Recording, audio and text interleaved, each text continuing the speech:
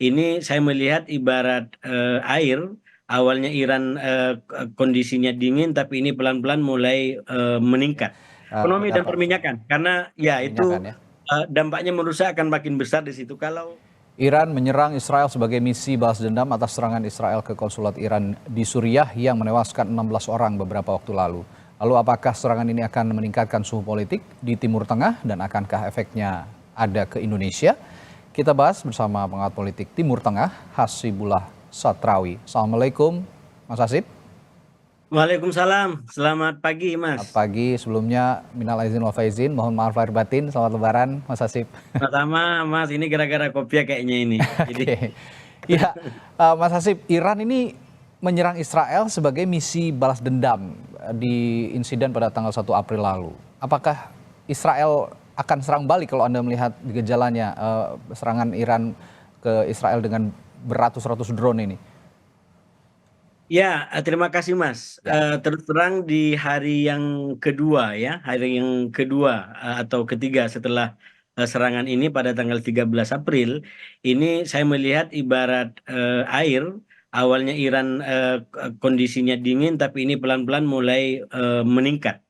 Bahkan media-media di Israel sudah menyampaikan bahwa Israel memastikan akan membalas serangan ini, walaupun kapan dan bagaimana dan dengan cara apa itu belum dinyatakan secara terbuka.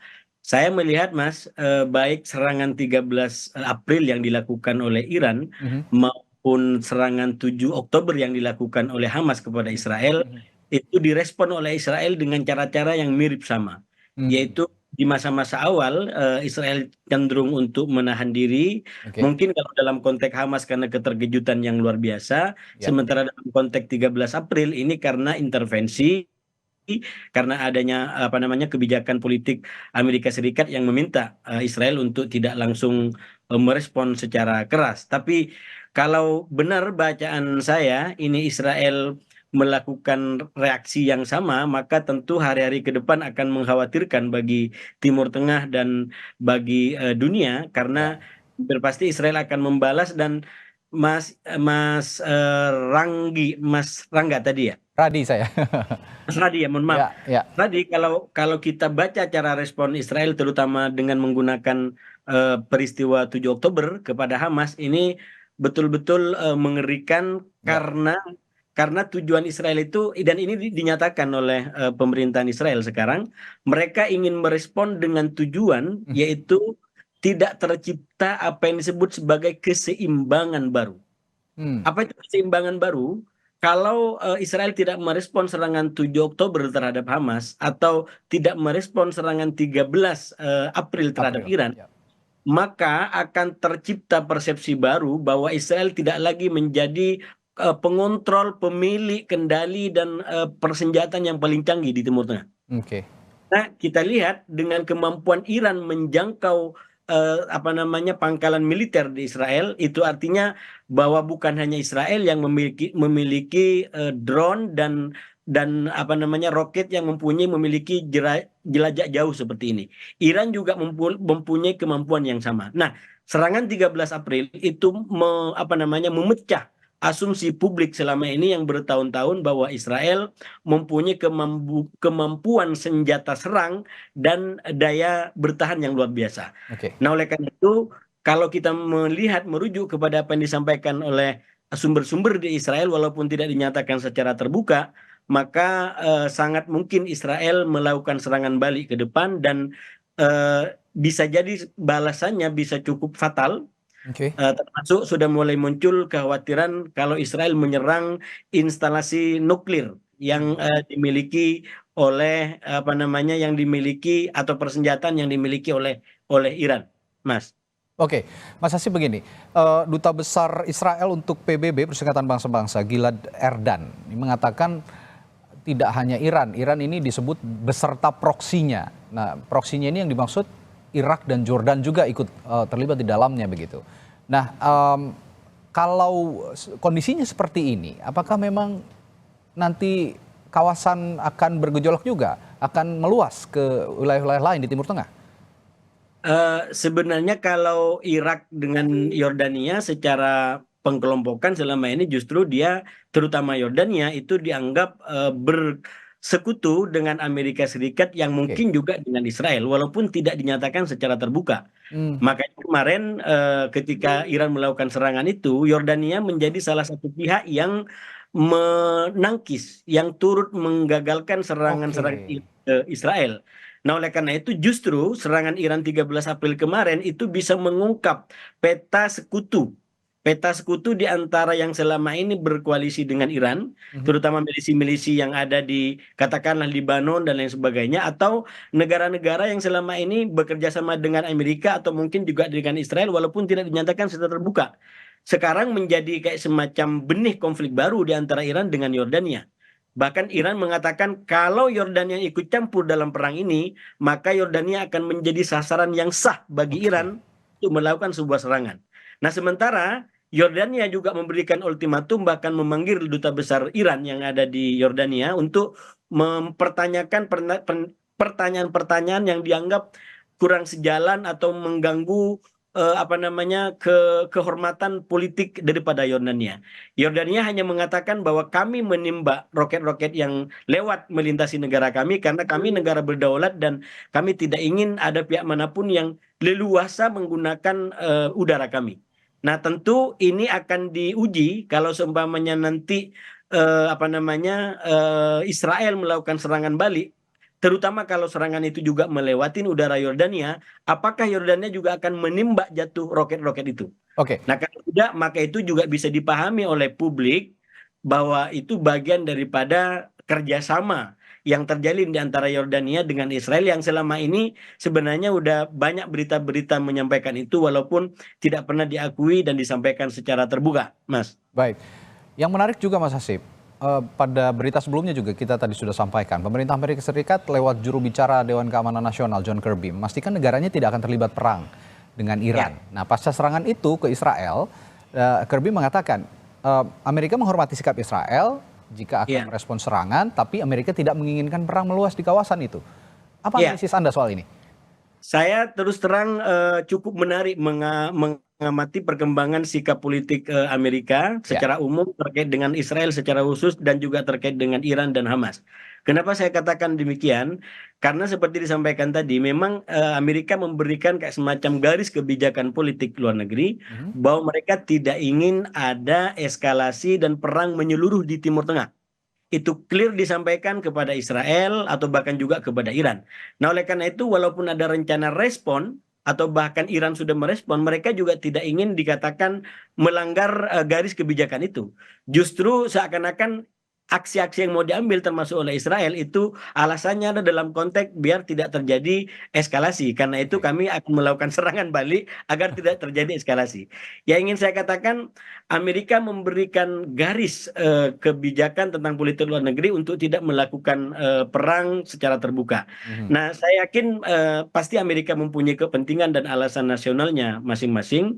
Itu kalau cukup bisa kita bahas di sini. Saya minimal mencatatnya dua.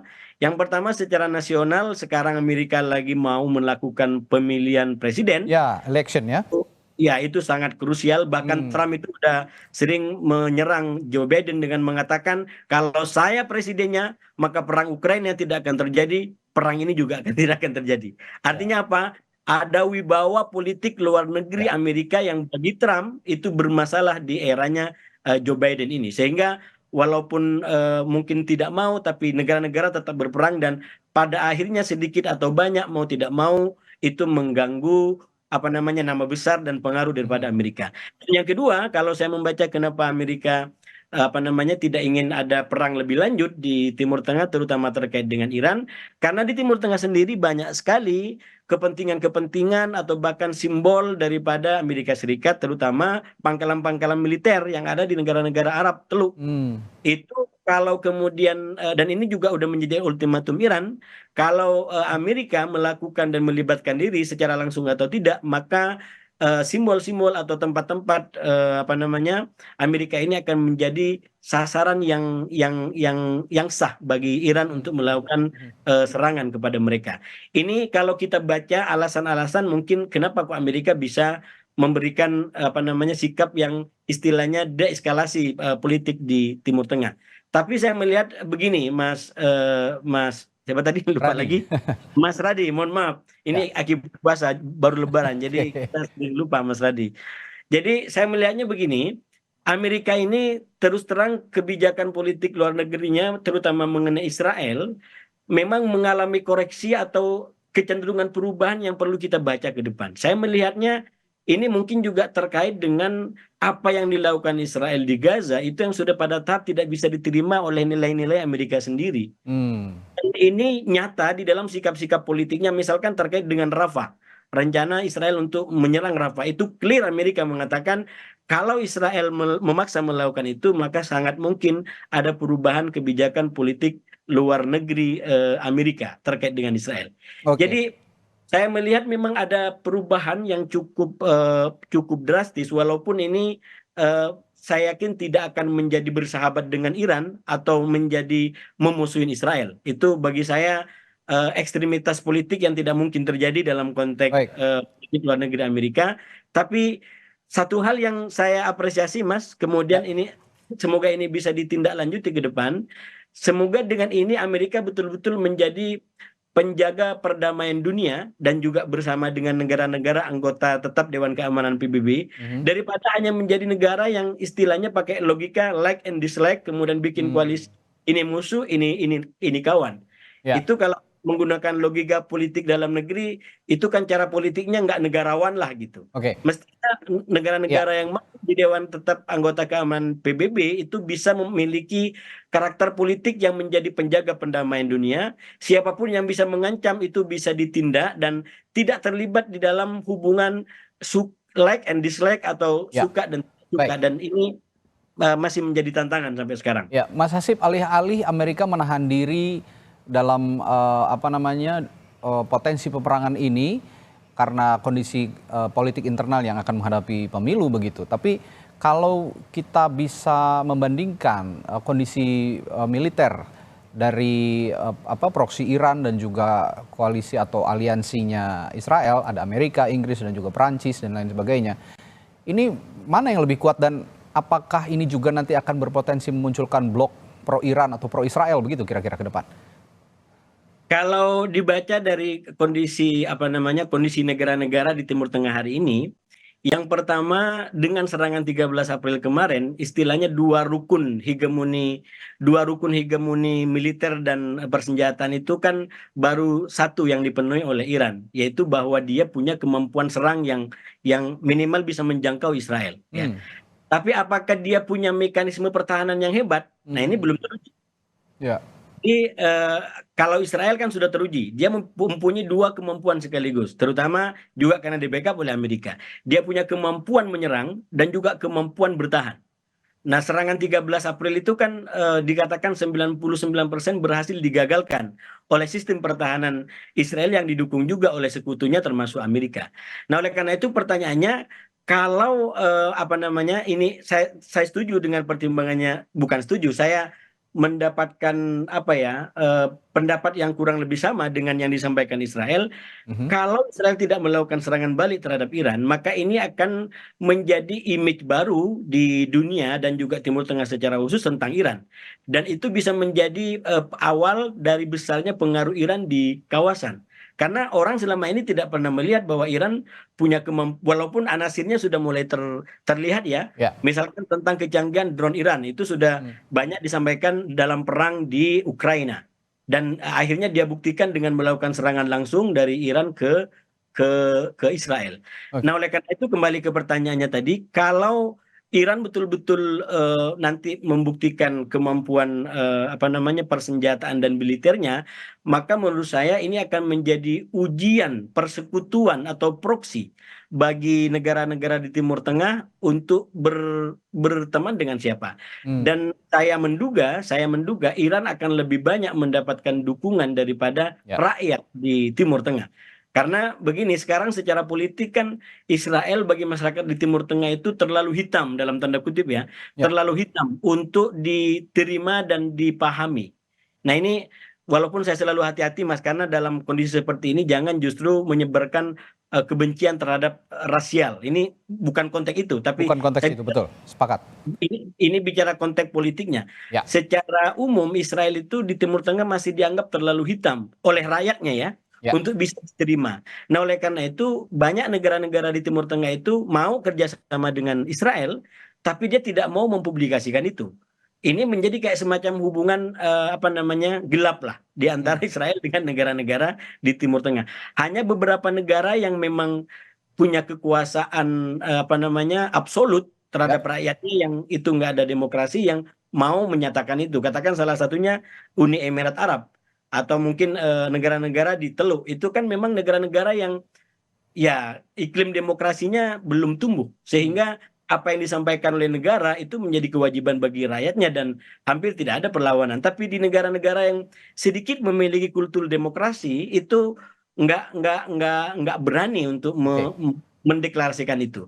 Nah, oleh karena itu ya, dugaan saya kalau nanti ini betul-betul apa namanya Iran terus mumpuni begini, apalagi Israel tidak membalas dan apa namanya Iran terus mapan sebagai kekuatan baru di Timur Tengah, maka itu akan membuat nama Iran dan peran Iran akan semakin besar di Timur Tengah termasuk di negara Arab, oke, walaupun ada baik, kendala kalau dalam kajian keagamaan disebut sebagai isu sektarianisme, tapi saya yakin itu nanti bisa kita ulas lebih dalam tentang oke, hal itu, tapi konklusi saya kalau ini terjadi maka Iran bisa menjadi kayak semacam ya, pahlawan baru bagi rakyat yang menginginkan Israel ini tidak terus semina-mina ya. di Timur Tengah. Begitu, Mas. Nah, ini saya ada dua pertanyaan terakhir untuk Anda, Mas Hasib.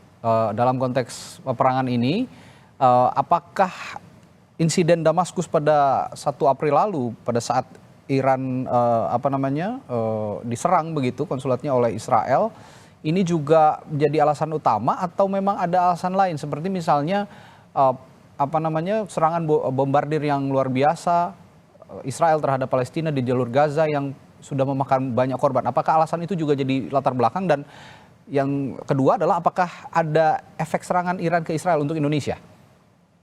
Ya, sebenarnya serangan Israel ke Damaskus itu alasan normatif saja menurut saya. Oke, Jadi alasan normatif untuk apa ya istilahnya menertibkan Israel kalau hmm, bahasanya Iran. Ini ya, kan masalahnya Israel diakui oleh dunia itu melalui berbagai macam keputusan kita bisa sampaikan sudah melakukan kejahatan-kejahatan. Ini koreksi saya terhadap Israel bukan kebencian ya. ya, Saya mencintai nilai-nilai kemodernan, nilai-nilai toleransi, nilai-nilai pluralisme.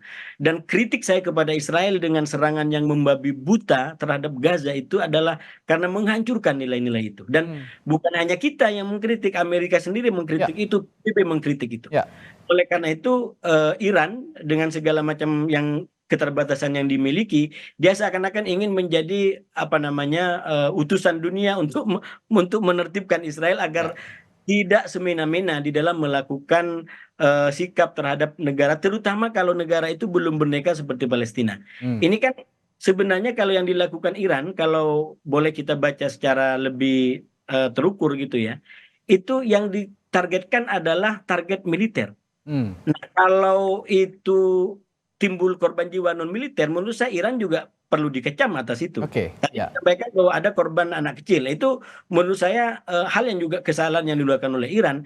Sama dengan ketika Israel melakukan terhadap sipil, salahnya di situ. ya, Seandainya yang ditarget adalah hanya simbol-simbol Hamas, mungkin kecaman dunia tidak akan sebesar ini. hmm, Tapi hmm, Israel tidak membuktikan dia melakukan serangan terhadap Hamas. hmm, Dia menyerang rumah sakit, dia menyerang masyarakat sipil. hmm, Jadi itu justru yang membuat Israel itu keluar dari prinsip-prinsip umum, nilai-nilai umum yang selama ini menjadi pedoman kita semua, bahkan pedoman Amerika sendiri gitu. Dan kalau akhirnya Amerika melakukan koreksi, saya menduga sedikit banyak juga karena faktor itu.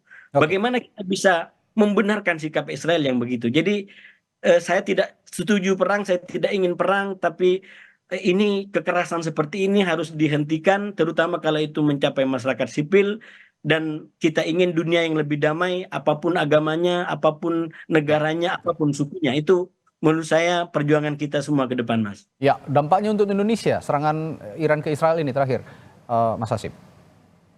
Dampaknya kalau menurut saya ini akan lebih terutama secara ekonomi ya.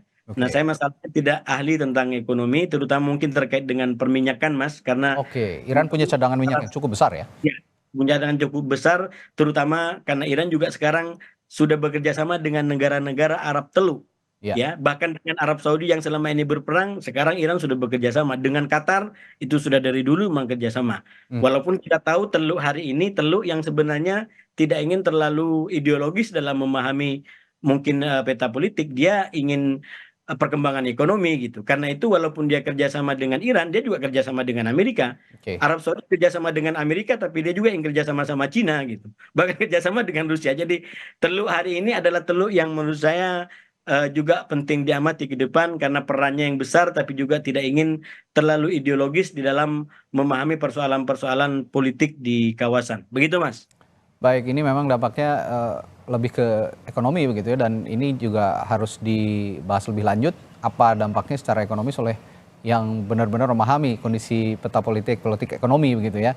Ekonomi dan Dapat perminyakan, karena ya itu perminyakan ya. dampaknya menurut saya akan makin besar di situ. Kalau Artinya di lain sosial industri minyak. keagamaan, ya menurut saya masyarakat kita sangat memahami itu, walaupun memang banyak hal yang masih bisa dijelaskan di Ya, situ karena baik. kadang-kadang apa yang terjadi A tapi di kalangan masyarakat Hmm, kita yang sudah dijadikan pembicaraan adalah ya, B. betul. Itu bisa dijelaskan di waktu yang lebih lama untuk Baik. menjelaskan badan itu, Mas.